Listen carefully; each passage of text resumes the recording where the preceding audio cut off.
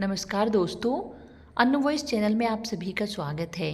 हमारी आज की कहानी है माँ की सूझबूझ। आज सुबह लक्ष्मी जी कुछ ज़्यादा ही जल्दी उठ गई थी। रसोई घर में से लगातार खटपट की आवाज़ आ रही थी। यह आवाज़ उनके बेटे बहू के कमरे में भी जा रही थी। तभी उनके बेटे विवेक की नींद खुली और अपनी पत्नी प्रीति से बोला, अरे इतनी सुबह सुबह माँ रसोई घर में क्या कर रही है, देखो तो। ऐसा कहते हुए जैसे ही विवेक उठने लगा तभी प्रीति बोली, अरे कहीं जाने की जरूरत नहीं है, बिना मतलब अपनी नींद हराम कर रहे हो। तुम्हारी माँ अपने पीने के लिए पानी गर्म कर रही होगी और इस चक्कर में हमारी नींद खराब कर देती है। तुम्हें कितनी बार कहा है कि सोने से पहले दरवाज़ा अच्छी तरह बंद कर दिया करो, लेकिन तुम कहाँ मानते हो, सारी नींद खराब कर दी। कोई काम धंधा तो है नहीं इन्हें, घर का काम करते समय तो इन्हें घुटनों में दर्द होता है, लेकिन सुबह सुबह तैयार होकर पार्क में टहलने के लिए निकल जाती है। यहाँ हमें नींद आए या ना आए किसी को क्या फ़र्क पड़ता है। एक तो पूरा दिन घर के कामों में लगी रहती हूँ, ऊपर से चैन की नींद भी नहीं सोने देती है। ऐसा कहते हुए प्रीति ने सुबह सुबह अपनी सासू को कोसना शुरू कर दिया।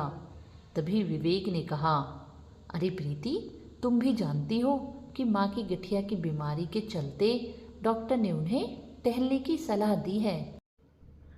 और वैसे भी इतना भी काम नहीं होता जितना तुम बोलती रहती हो, सिर्फ घर का काम ही तो होता है। उसमें से भी साफ सफाई करने के लिए तुमने काम वाली बाई लगा रखी है और बर्तन और कपड़े धोने के लिए तुमने अलग बाई लगा रखी है। सिर्फ खाना पकाने का काम होता है और उसमें भी माँ तुम्हारी मदद कर देती है। सब्जियाँ छीलने काटने जैसे काम तो तुम्हें करने ही नहीं पड़ते, फिर भी ना जाने क्यों तुम पूरा दिन घर के काम की रट लगाए रहती हो। अच्छा, तुम तो खा पी कर अपने ऑफिस के लिए निकल जाते हो, यहाँ पीछे घर का इतना काम होता है कि करते करते मेरी तो कमर ही टूट जाती है। और माँ जी का तो तुम जानते ही हो, शाम को भी घर पर कहाँ बैठती है, सत्संग सुनने मंदिर चली जाती है, घर पर तो उनका दिल ही नहीं लगता। अरे जब उन्हें घर पर रहना पसंद ही नहीं है तो उन्हें वृद्धाश्रम ही भेज दो, तुम्हारी माँ को भी चैन मिल जाएगा और मुझे भी।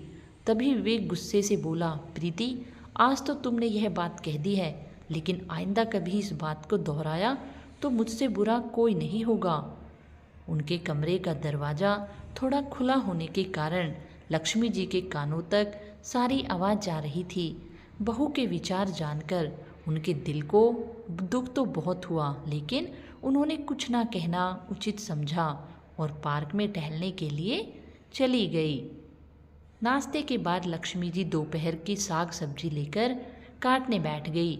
उस समय प्रीति अपने कमरे से तैयार होकर बाहर निकली और बोली, माँ जी, मैं जरा अपनी सहेली सोनिया के साथ बाजार जा रही हूँ, आने में कुछ देर हो जाएगी।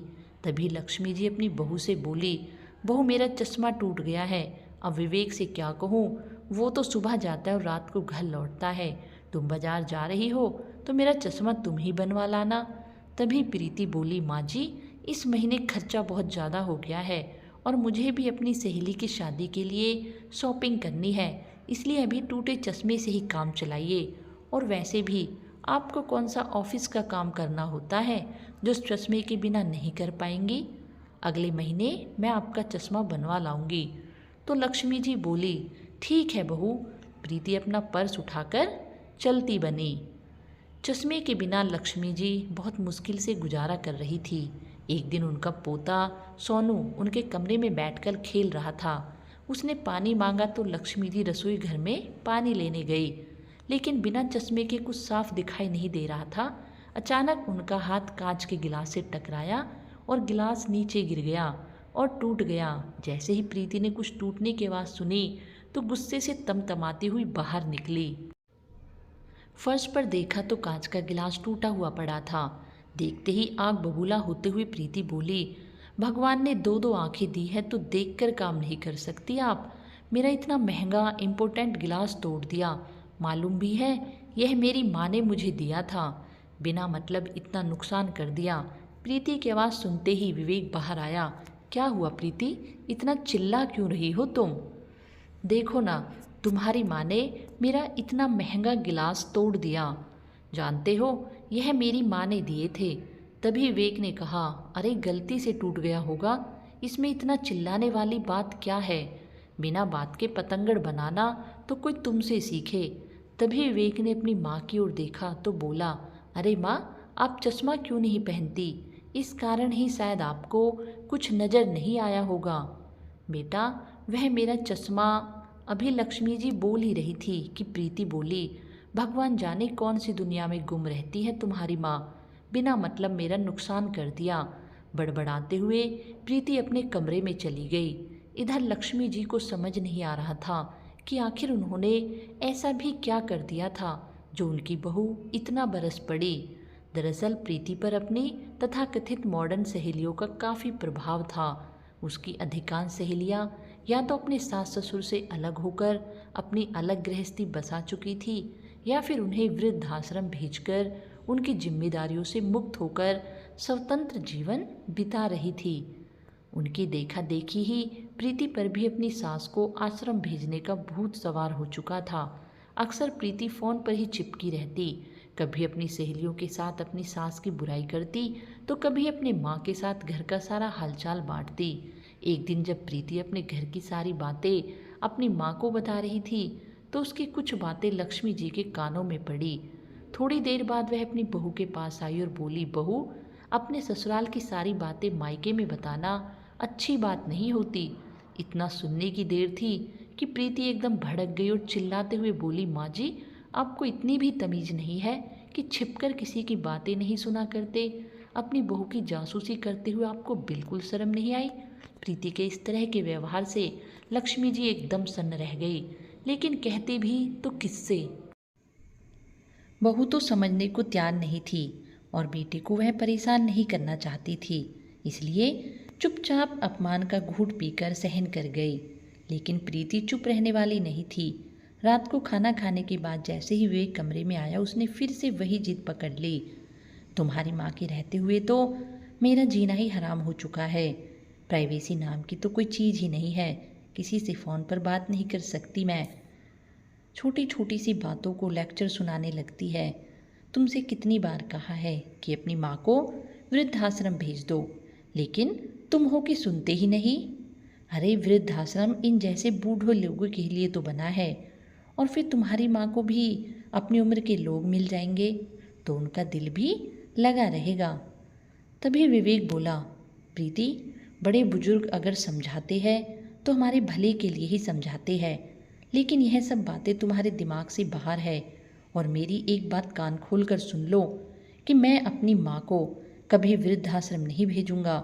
तुम नहीं जानती कि मेरी माँ ने मेरे लिए कितने त्याग किए हैं, और आज जब उन्हें मेरी ज़रूरत है तो मैं उनका ख्याल भी ना रख सकूं, तो लानत है मेरे बेटे होने पर। तभी प्रीति बोली, बस तुम्हें तो अपनी माँ के अलावा इस दुनिया में कोई दिखाई नहीं देता। फिर विवेक ने कहा, प्रीति, तुम नहीं जानती कितनी मुश्किलों से मेरी माँ ने मुझे पाल पोस कर बड़ा किया है। खुद भूखे रहकर माँ ने मुझे भरपेट खिलाया है। मैं केवल 10 साल का था जब पिताजी की मृत्यु हो गई थी, और उसके पश्चात माँ मुझे अकेला छोड़कर कहीं नौकरी भी नहीं कर सकती थी। इसलिए उन्होंने घर से ही टिफ़िन सर्विस शुरू की, और शाम को जो थोड़ा बहुत समय बचता था उस समय मुझे पढ़ाने के साथ साथ स्कूल के छोटे छोटे बच्चों को भी ट्यूशन देती थी। दिन रात मेहनत करते हुए माँ ने मुझे इस मुकाम तक पहुँचाया कि मैं आज इज्जत भरी ज़िंदगी जी रहा हूँ।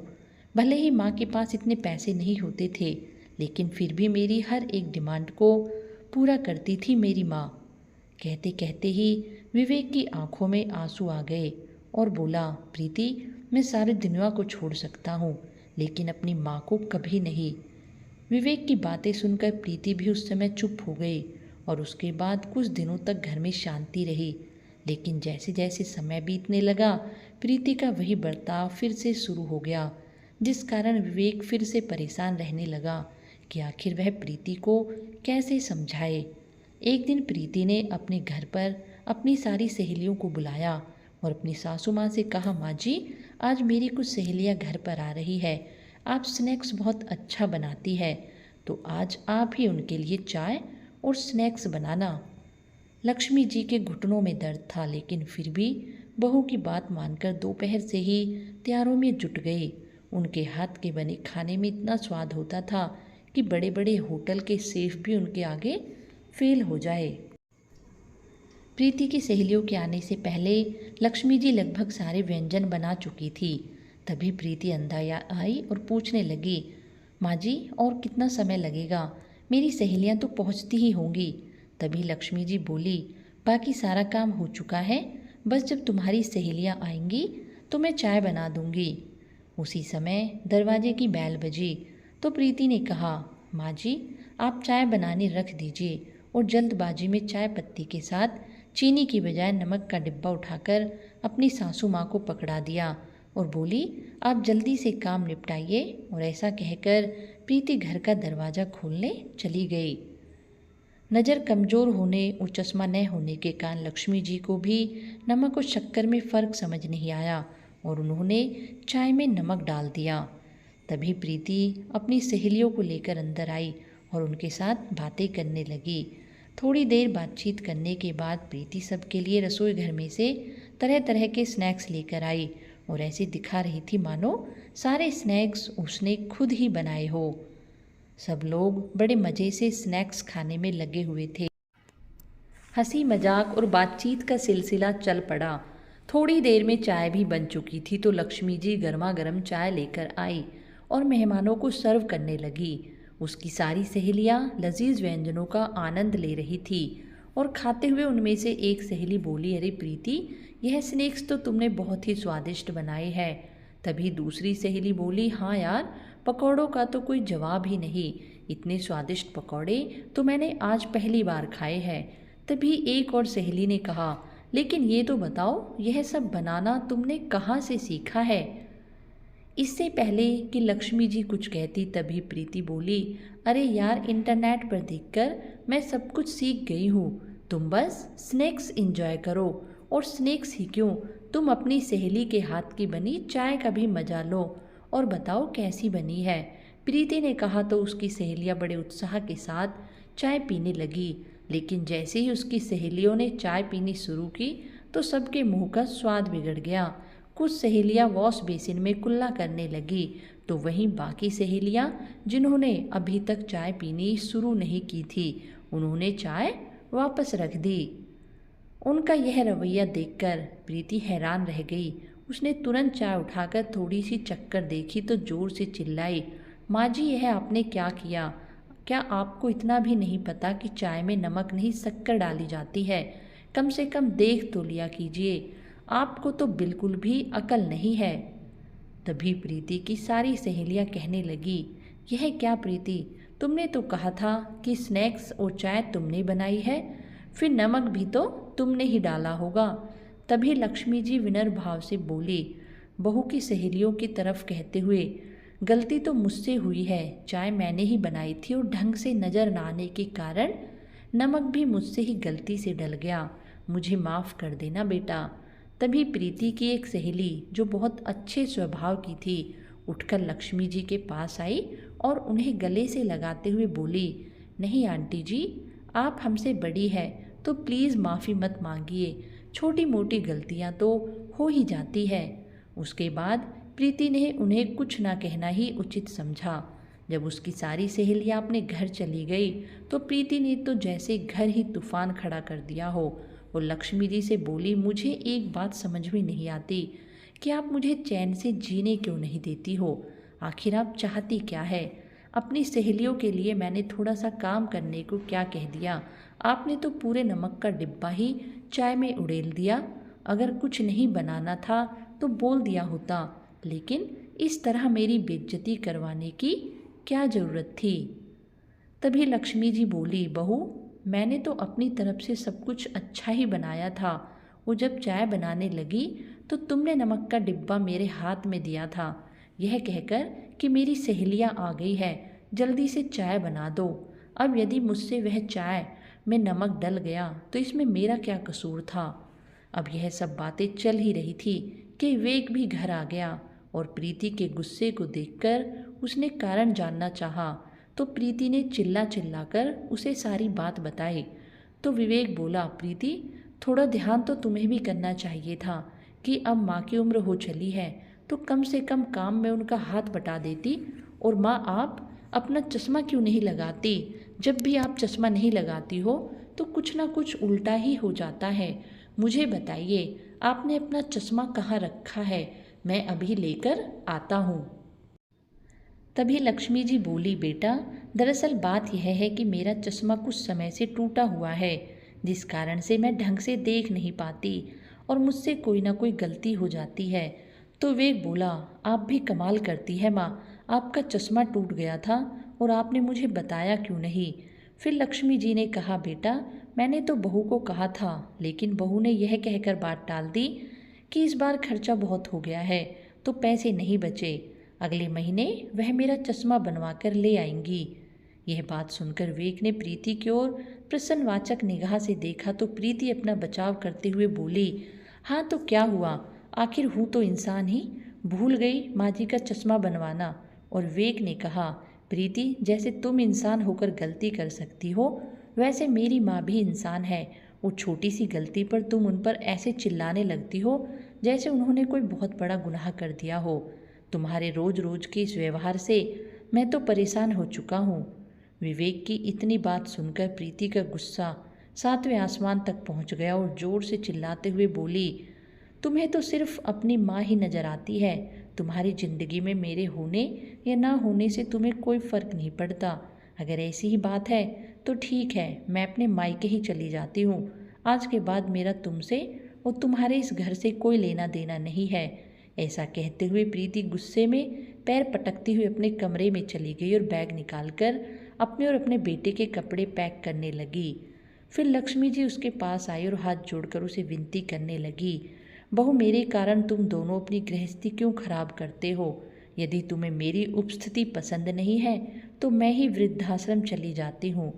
तभी विवेक आया और बोला, नहीं माँ, आपको हाथ जोड़ने की कोई ज़रूरत नहीं है और आप इस घर से कहीं नहीं जाएंगी। यदि प्रीति को अपने मायके रहना पसंद है तो वह वहाँ जा सकती है, लेकिन मैं आपका साथ कभी नहीं छोड़ूंगा और अब इस रोज़ रोज़ के झगड़े से तो मैं भी परेशान हो चुका हूँ। प्रीति ने अपना सामान पैक किया और जैसे ही जाने लगी तो विवेक से बोली, अगर तुम चाहते हो कि हमारी गृहस्थी फिर से बसे तो अपनी माँ को वृद्धाश्रम में छोड़ देना। मैं वापस आ जाऊंगी, नहीं तो मैं यहाँ कभी लौट कर नहीं आऊँगी। ऐसा कहकर प्रीति अपने मायके चली गई। लेकिन विवेक ने उसे रोकने की कोशिश नहीं की, क्योंकि अब वह इस समस्या का हल चाहता था। आज घर में जो कुछ भी हुआ था वह सब देखकर लक्ष्मी जी बहुत ज़्यादा चिंता में पड़ गई और विवेक के पास आकर बोली, बेटा तुम ऐसा कदम मत उठाना जिससे समस्या और बढ़ जाए। मेरे कारण तुम्हारी गृहस्थी खराब हो, यह मैं बिल्कुल नहीं चाहती। इसलिए मैं कल ही वृद्धाश्रम चली जाऊंगी, फिर तुम बहू को घर वापस ले आना। फिर विवेक बोला, नहीं माँ, गृहस्थी किसी एक इंसान के भरोसे नहीं चलती, इसमें दो लोगों का बराबर योगदान होता है। लेकिन यहाँ तुम्हारी बहू किसी भी तरह का योगदान देना ही नहीं चाहती, अब उसे उसकी भाषा में ही समझाना पड़ेगा। ऐसा सोचते हुए उसने कहीं फ़ोन लगाया। उधर प्रीति जब ससुराल से झगड़ा करके अपने मायके गई तो उसके माँ बाप को उसकी चिंता सताने लगी, परंतु किसी ने कुछ नहीं कहा। 2 दिन बाद उसकी भाभी ने भी उसकी खूब खातिरदारी की, मगर तीसरे दिन जब प्रीति अपने माता पिता के साथ बैठी हुई थी तो उसकी भाभी ने खाना लगाया। खाने की प्लेट देखते ही प्रीति के पिता उसकी भाभी से बोले, बहू सब्जी में तेल बहुत ही ज़्यादा है, तुम्हें तो मालूम है कि मैं ब्लड प्रेशर का मरीज हूँ, इसलिए तेल थोड़ा कम डाला करो। तभी उसकी भाभी गुस्से से बोली, पिताजी यह तो आपका रोज़ का काम है, कभी आपको सब्जी में तेल ज़्यादा लगता है तो कभी चाय में शक्कर, और कुछ नहीं तो सूखी रोटी का रोना रोने लगते हैं। मैं तो परेशान हो गई हूँ इस रोज़ रोज़ की किटकिट से, बिना रुके सारा दिन काम में लगी रहती हूँ, ऊपर से आप लोगों की यह टोका टाकी। और फिर प्रीति की ओर देखते हुए उसकी भाभी बोली, आए दिन घर में कोई ना कोई मेहमान आ जाता है तो उनकी खातिरदारी का जिम्मा भी मेरे सर पर मढ़ दिया जाता है।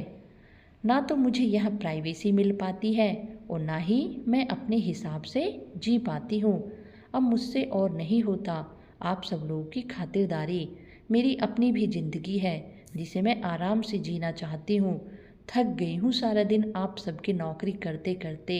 अब मुझे आप लोगों से अलग रहना है। प्रीति अपनी भाभी की ऐसी बातें सुनकर हैरान रह गई।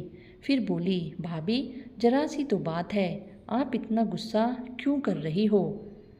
तब उसकी भाभी बोली, दीदी आपके बीच में बोलने की कोई ज़रूरत नहीं है। यह हमारे परिवार का मामला है। आप अपना घर देखिए। आप इस घर में मेहमान हैं तो मेहमान ही बनकर रहिए। फिर प्रीति गुस्से से बोली, भाभी आपकी हिम्मत कैसे हुई मुझे मेहमान कहने की? इस घर की बेटी हूँ मैं, मेरा भी इस घर पर पूरा हक है। तभी उसकी भाभी कड़कती आवाज़ में बोली, जी नहीं दीदी, ये आपका घर नहीं है। आपका घर तो वह है जिसे आप छोड़कर यहाँ आकर बैठ गई है। अपनी भाभी को ऐसे बोलते देख प्रीति तो उसे देखती ही रह गई। उसे अपनी भाभी का यह व्यवहार बहुत बुरा लगा। फिर थोड़ा संयम रखकर प्रीति बोली, भाभी लेकिन पापा ने ऐसा भी क्या कह दिया था जो आप इतना चिढ़ गई और अब अलग रहने की बात कर रही है? मुझे तो हैरानी हो रही है। आप तो कभी ऐसी नहीं थी। आप तो हमेशा हंसते हुए सारे घर का काम करती थी और माँ बाबूजी दोनों की खूब इज्जत देती थी। लेकिन अब ऐसा क्या हो गया कि आप पिता समान अपने ससुर के साथ इतना बुरा व्यवहार कर रही है? तभी प्रीति की भाभी बोली, क्यों इसमें हैरानी वाली क्या बात है? आजकल तो कोई लड़की अपने सास ससुर के साथ रहना ही नहीं चाहती। सभी लड़कियां अपने सास ससुर की जिम्मेदारियों से मुक्ति पाना चाहती है, अपना अलग परिवार बसाना चाहती है। उन्हें अपना पति तो पसंद है लेकिन उसके माता पिता जिन्होंने उसे पैदा किया उनकी सेवा करना नहीं चाहती। ज़्यादा दूर क्यों जाना, आप अपने ससुराल में ही देख लीजिए। आपकी सास दिन भर आपके साथ घर के कामों में आपका हाथ बटाती है, लेकिन फिर भी अपनी सास की उपस्थिति आपको अपने घर में इतनी खटकती है कि आप अपनी सास को वृद्धाश्रम भेजने की जिद लेकर अपने मायके में आकर बैठ गई है। जब आप खुद अपने सासू माँ से मुक्ति पाना चाहती है तो फिर आप ये सब बातें मुझसे कैसे कह सकती है? अपनी भाभी की ये बातें सुनकर प्रीति की आंखों से आंसू छलक पड़े और अपनी माँ की ओर देखने लगी। तभी उसकी माँ ने उसे एक जोरदार तमाचा उसके गाल पर जड़ दिया। अपनी माँ का ऐसा व्यवहार देखकर प्रीति हैरान रह गई और बोली, माँ आप लोगों के साथ भाभी इतना बुरा व्यवहार कर रही है और थप्पड़ आप मुझे लगा रही है? तभी उसकी माँ गुस्से से बोली, बेशरम लड़की, जब तुम अपनी सास पर चिल्लाती हो, उन्हें इतनी बातें सुनाती हो, यहाँ तक कि उनसे अलग रहने की जिद में उन्हें वृद्धाश्रम भेजने पर अड़ी हो, तब तुम्हारे ये विचार कहाँ जाते हैं? जिस इंसान के पैसों से तुम ऐश करती हो उसी को जन्म देने वाली माँ को डांटती फटकारती हो, उनकी बेइज्जती करती हो, तब तुम्हें इस बात का कोई एहसास नहीं होता कि सास माँ समान होती है? तब तुम अपने आप को बिल्कुल सही समझती हो। लेकिन जब वही व्यवहार तुम्हारी भाभी ने हमारे साथ किया तो तुम्हें अपनी भाभी गलत लगती है। अपने माँ बाप के साथ ऐसा व्यवहार होते देखकर तुम्हें कितना दुख हो रहा है। इतनी बात सुनते ही प्रीति की नज़र शर्म से झुक गई। बेटी, मैंने तुम्हें कितना समझाया करती थी कि अपने ससुराल की बातें ससुराल तक ही सीमित रखा करो। अपने मायके में कोई बात बताने की ज़रूरत नहीं है। हमारी परवरिश तो ऐसी नहीं थी। मैंने कभी तुझे कोई गलत सलाह नहीं दी थी, लेकिन आज तूने जो हरकत की है उसके कारण हमारी परवरिश पर भी सवाल उठेंगे। तेरे ससुराल वाले तो यही सोचेंगे कि तेरी माँ ने ही तुझे अपनी सास को वृद्धाश्रम भेजने की सलाह दी है, गलत बातें सिखाई है। क्या आज से पहले तूने अपनी भाभी को इस तरह हम लोगों से बातें करते हुए देखा है? अरे वह तो कभी ऊंची आवाज़ में भी बात नहीं करती थी, लेकिन तुम्हारी देखा देखी तुम्हारी भाभी पर भी गलत प्रभाव पड़ रहा है। अपनी माँ की बातें सुनकर प्रीति को एहसास हुआ कि जो कुछ भी वो अपनी सास के साथ कर रही थी उसके कारण ही उसके माँ पिताजी भी वही सब झेल रहे हैं। आखिर एक इंसान जो भी करता है वही उसके सामने आता है। यही कुदरत का अटल नियम है। बहुत देर वह सोच विचार में बैठी रही। रात हो चुकी थी लेकिन उसे नींद नहीं आ रही थी। अगले दिन सुबह होते ही प्रीति ने अपना सामान पैक कर लिया और अपने ससुराल वापस लौट आई। जैसे ही प्रीति अपने ससुराल वापस पहुंची तो लक्ष्मी जी उसे अपने सामने देखकर हैरान रह गई।